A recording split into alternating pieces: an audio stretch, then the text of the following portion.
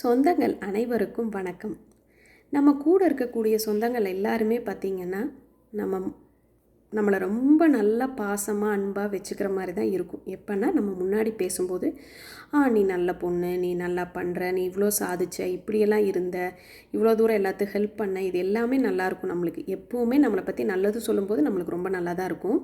அதே சமயத்தில் பார்த்திங்கன்னா நம்ம முன்னாடியே நம்ம செஞ்ச தப்பாக இருக்கட்டும், அதை நம்ம முன்னாடியே சொல்லிட்டாங்க அப்படின்னா கூட, ஆமாம் நான் செஞ்சது இப்படி தான் அப்படிங்கும்போது அவங்க அதை என்னை கரெக்ட் பண்ணுறதுக்காக சொல்கிறாங்க. அந்த மாதிரி இருக்கக்கூடிய உறவுகளை நான் ரொம்ப ரொம்ப வரவேற்கிறேன்.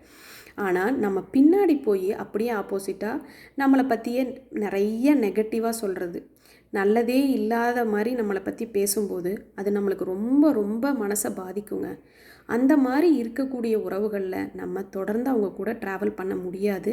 கண்டிப்பாக அதை விட்டு நம்ம வெளியே வந்து தான் ஆகணும். வெளியே வர்றதுங்கிறது அவ்வளோ ஈஸி கண்டிப்பாக கிடையாதுங்க. வெளியே வரும்போது நம்ம மனசு ரொம்ப ரொம்ப கஷ்டப்படும். அப்படி இருந்தோம், இப்படி இருந்தோம், இதெல்லாம் இருந்தது, இப்படி அனுசரிச்சிருக்கலாமோ, அப்படி இருந்திருக்கலாமோன்னு. இல்லை, நம்ம ஒரு ஸ்டேஜுக்கு அப்புறம் நம்ம மனசு ரொம்ப கஷ்டப்படாமல் இருக்கணும்னா நம்ம வெளியே வந்து தான் ஆகணும். அது நம்மளுக்கு ரொம்ப ரொம்ப நல்லது. இந்த மாதிரி நம்ம நிறைய பேர் அனுபவிச்சிருப்பீங்க. ஒரு நிலமையிலேருந்து நம்ம இன்னொரு நிலைமைக்கு மாறுறோன்னா அது எல்லாத்துக்குமே ரொம்ப கஷ்டம்தாங்க. அந்த மாதிரி மாறும்போது பார்த்திங்கன்னா அந்த மாற்றம் எல்லாத்துக்குமே வேணும். ஆனால் மாற்றம் வரும்போது மனுஷனுக்கு கொஞ்சம் அது கஷ்டமாகவும் இருக்கும். அதை நம்ம ஏற்றுக்கிட்டு அடுத்த கட்டத்தை நோக்கி நம்ம நகர்ந்து தான் ஆகணும். இது அனுபவம் கண்டிப்பாக எல்லாத்துக்கும் இருந்திருக்கும். அதனால் ஒரு சிச்சுவேஷன் வருது அப்படின்னா அதை நினச்சி ரொம்ப அதுலேயே கஷ்டப்பட்டு வேதனைப்பட்டு இருக்காமல் அதிலேருந்து கொஞ்சம் வெளியே வர்றதுக்கு ட்ரை பண்ணுங்கள். மிக்க நன்றி.